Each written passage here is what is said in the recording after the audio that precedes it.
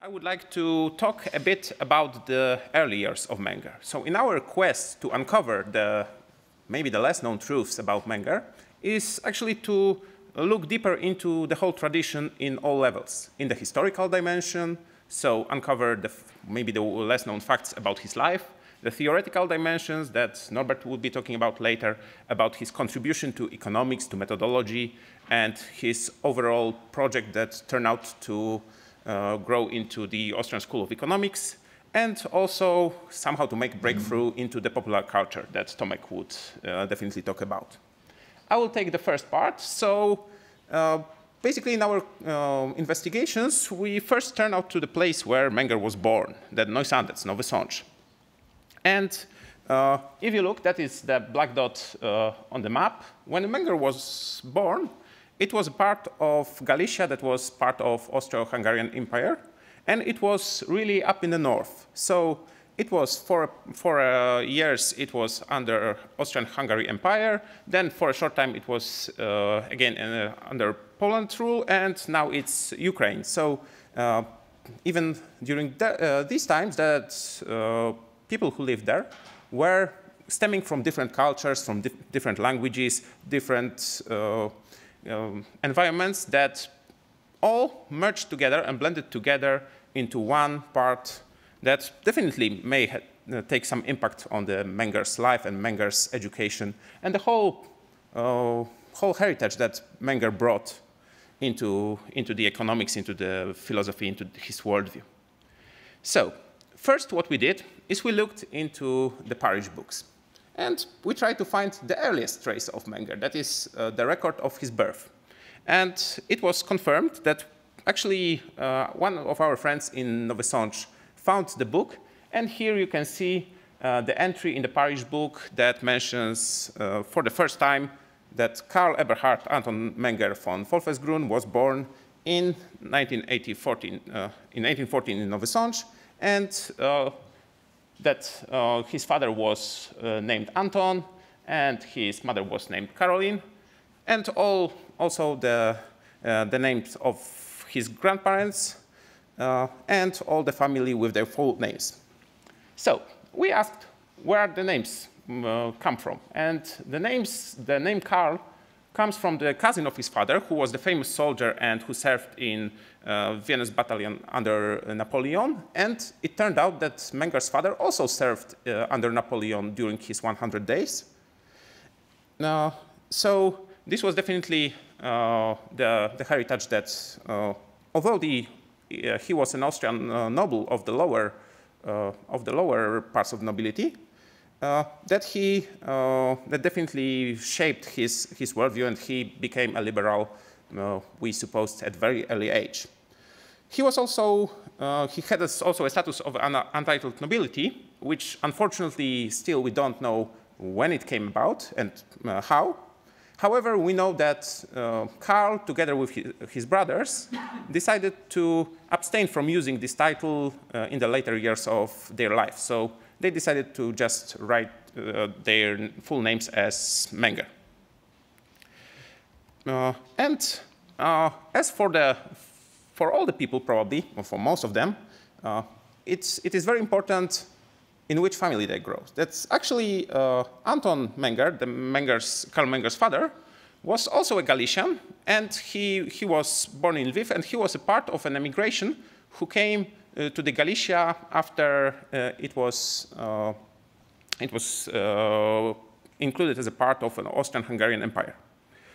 He was serving as a lawyer. He had ups and downs in his law career, and for a period he was very successful. And he was, for a short period, a mayor of Stary Sącz in Neusandez. As you probably can deduce, it is town next to Nowy Sącz, and it was around the years that Menger was born. He was also, during the end of his life, invited as a representative to the Frankfurt Parliament. Unfortunately, he couldn't attend due to health reasons.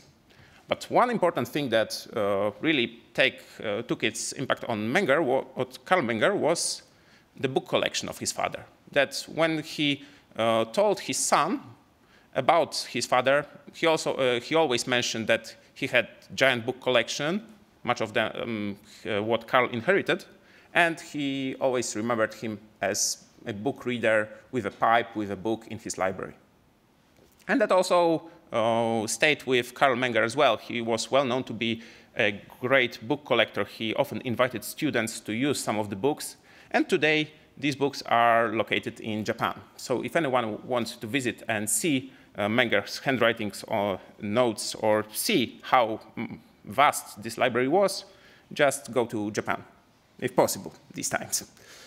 And as you see, his wife was Karolina, and she was a daughter of a Czech trader, and basically she was responsible for raising children, and it turned out that 3 of these children, 3 brothers, Max, Karl, and Anton, actually achieved quite a fame in the Austrian-Hungarian Empire. Nowy Sącz, it was rather a poor city, so it wasn't, here you can see on the right, the building on the right is the place exactly where Menger was born. It's Main Square 2 address, so if anyone wants you to visit Nowy Sącz, that is definitely the place you should go to, and we really invited. But back then it was really poor city, and actually Menger's family stayed there for 2 years. So it wasn't that impressive. However, all of the brothers, as I mentioned, went to a local and then to the national fame. The oldest of the brothers was Max Menger. And he was probably the most forgotten of all Mengers. He was a German liberal, and he was really for many years member of many important councils and parliaments. And he was also a lawyer, as all 3 brothers were. He was some kind of Democrat, advocated for the voting reform, and he was a proponent of the cooperative movement. But unlike it is associated today, it wasn't a Lassallean one with the socialist strand on it, but it was rather supposed to be done on a voluntary fashion. So it was supposed to operate on apart from the state and independent. And actually, he was really involved in promoting it. And he was, for a time, a mentor to Karl, as Karl, during later years of his life, he was also a member of parliament, which is often forgotten. The younger brother of Karl was Anton. And actually, the brothers were really close, that Anton and Karl were often mentioned to live together, to spend their times in cafeterias. Max and Karl was also, actually, Max and Anton were somewhat apart due to their political differences, as Anton was an avid socialist. So he was non-Marxian. He wrote a book which was The Right to the Full Product of the Work in the historical perspective. And he committed to be a full-time professor in the University of Vienna. He was also a law professor, basically a civic law professor, and he was involved in much of that impressed also Karl, the work on, aside from the university, on vacation courses, on free schools, establishing what basically would be in these times known as a third sector initiative. And he was also, as was his father, an avid book collector. And you can visit it in Vienna in Socialistliche Studienbibliothek. So, Karl Menger's early travels, as you see, are in the north of the Austrian-Hungarian Empire. And basically, he went from the Neusandez, the place of his birth, to all back to Prague, where he studied, to Lviv, where he first started his journalist career. And he actually got his doctorate after some years of studying in Prague, in Krakow. Fortunately, I can say that it's at my university, at the Jagiellonian University in Krakow. So it is very honored to be at the same university that Karl Menger obtained his doctorate. And he really spent a long time before he came to Vienna. Actually, when he was in Vienna for some short time. It was customary to study at many universities. And he studied there for 1 year, but then he returned to the Prague for the full course. And he almost completed it. Unfortunately, he got into an argument with a deacon of the law faculty, which, as we suppose, prohibited him from getting the degree. It's not wise sometimes to get into argument. Fortunately, he passed his doctoral exams, and then he committed somewhere in the late 60s of the 19th century to work full-time on economics. And it is remember that the Polish economist Julian Dunajewski, who is also a proto-marginalist, proto-Mengerian in some sense, he was in the late classical in other sense, and who was also a minister of finance in Austria. That he was one of his examiners. And only after the publication of the Principles of Economics, he started to get faculty jobs. But as probably some of you know, Karl Menger was a journalist for a short time. And it is debated how it impacted him. If he worked in Lviv, where he started his career, also the city now in Ukraine, then he moved to Vienna in '64, and then he started his career as a full-blown journalist who was an editor of some newspapers, who was also writing, as you see, Wiener Tagblatt. This was his brainchild, that he tried to put a newspaper for the masses for a very low price. And he also tried to balance between the conservatives and liberals in terms of getting a wider audience to his newspaper. Then, after '66, he committed full-time to work on economics, and he published, he resigned as the editor of Wiener Zeitung, but he wrote some papers to make his living, but he was, from then on, only he was concentrated in economics. Up to then, he was a law student, he was a journalist, and only in '66, when he was 26 years old, he made this breakthrough decision.